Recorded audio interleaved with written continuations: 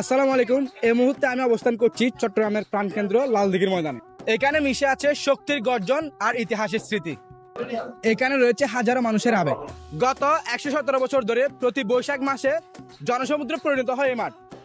এখানে কেবল বলিলা লড়ে না, এখানে লড়ে চট্টলার গৌরব, চট্টলার ঐতিহ্য এবং চট্টলার আত্মপরিচয়। আজকে এই ভিডিওর মাধ্যমে আপনাদের সামনে তুলে ধরবো ঐতিহ্যবাহী জব্বরের বলি খেলার কিছু চিত্র এবং তার ইতিহাস, ব্রিটিশ বিরোধী আন্দোলনের গল্প। আমার এই ভিডিওর সাথে থাকবেন এবং শেষ পর্যন্ত দেখার অনুরোধ রইল। প্রতি বছর এই দিনে সকাল গড়ালে লালদিঘির চারপাশে জমে ওঠে মানুষের দল। শিশু, তরুণ, বৃদ্ধ সব বয়সের মানুষ যেন এক জায়গায় মিলিত হয়েছে। এটা চট্টগ্রামের মানুষের কাছে এক ধরনের উৎসব, এক ধরনের আবেগ, যা চলে আসছে প্রজন্মের পর প্রজন্ম।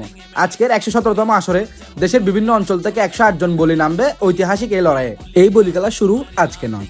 1919 সালে ব্রিটিশ শাসনের দুঃসময়ে চট্টগ্রামের বদরপতি এলাকার ব্যবসায়ী আব্দুল জব্বার সওদাগর তরুণদের শারীরিকভাবে শক্তিশালী ও মানসিকভাবে সাহসী করে তুলতে লালদিঘির মাঠে শুরু করেন এই বলি খেলা। সেই সময়ে ইংরেজদের বিরুদ্ধে সরাসরি আন্দোলনের পাশাপাশি যুবকদের ঐক্যবদ্ধ করা, তাদের মধ্যে প্রতিরোধের মানসিকতা তৈরি করা ছিল এই আয়োজনের অন্যতম উদ্দেশ্য। অর্থাৎ এটি শুধু কুস্তি লড়াই ছিল না, এটি ছিল শক্তির প্রদর্শনের মাধ্যমে প্রতিবাদী ভাষা। সে ব্রিটিশ বিরোধী চেতনা থেকে ধারাবাহিকভাবে আজও বহন করে যাচ্ছে এই জব্বরের বলি খেলা। চট্টগ্রামের আঞ্চলিক ভাষায় কুস্তিগীরদেরকে বলা হয় বলি। চট্টগ্রামের ভাষায় না বললে এই তৃপ্তি মেটে না।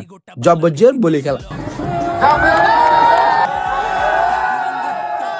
প্রতি বছর ঐতিহ্যবাহী জব্বরের বলি খেলার পাশাপাশি এখানে আয়োজন করা হয় বৈশাখী মেলা, যেটি চট্টগ্রামের সবচেয়ে বৃহৎ মেলা হিসেবে পরিচিত। এই বলি খেলাকে কেন্দ্র করে বসে চট্টগ্রামের অন্যতম বৃহৎ বৈশাখী মেলা। লালদিঘির মাঠ থেকে আশেপাশে 3 কিলোমিটার বিস্তৃত এলাকা জুড়ে সারি সারি দোকান, হাতের তৈরি ঝাড়ু, মাটির জিনিস, বাঁশের পণ্য, রান্নার বান্নার সরঞ্জাম, খেলনা, পোশাক, লোকজ খাবার, কি নেই এই মেলায়। একটি নিম্নবিত্ত পরিবারের প্রয়োজনীয় ছোট্ট সামগ্রী থেকে শুরু করে বড় দামের গৃহস্থলী জিনিস পর্যন্ত মিলছে এই মেলায়। তাই অনেকেই বলে জব্বরের বলি খেলা যেমন শক্তির উৎস, তেমনি এই মেলা সাধারণ মানুষের অর্থনৈতিক একটি বড় কেন্দ্র। শুধু চট্টগ্রাম শহর নয়, গ্রামগঞ্জ থেকে মানুষ পরিবার নিয়ে ছুটে আসে এখানে। কারো কাছে এটি শৈশবের স্মৃতি, আবার কারো কাছে বাবার হাত ধরে আসা পুরনো দিন, আবার নতুন প্রজন্মের কাছে একটি বিস্ময়কর জীবন্ত উৎসব। এক কথায় জব্বরের বলি খেলা এখন শুধু একটি খেলায় নেই, এটি হয়ে উঠেছে চট্টগ্রামের সংস্কৃতির পরিচয়ের সবচেয়ে শক্তিশালী প্রতীকগুলোর একটি। জব্বরের বলি খেলা আজও আমাদের মনে করিয়ে দেয়, ঐতিহ্য শুধু বইয়ের পাতায় থাকে না, ঐতিহ্য বেঁচে থাকে মানুষের ভিড়ে, মাঠের গর্জনে আর উৎসবের প্রাণে। লালদিঘির এই মাঠ তাই শুধু খেলার মাঠ নয়, এটি ইতিহাসের মঞ্চ।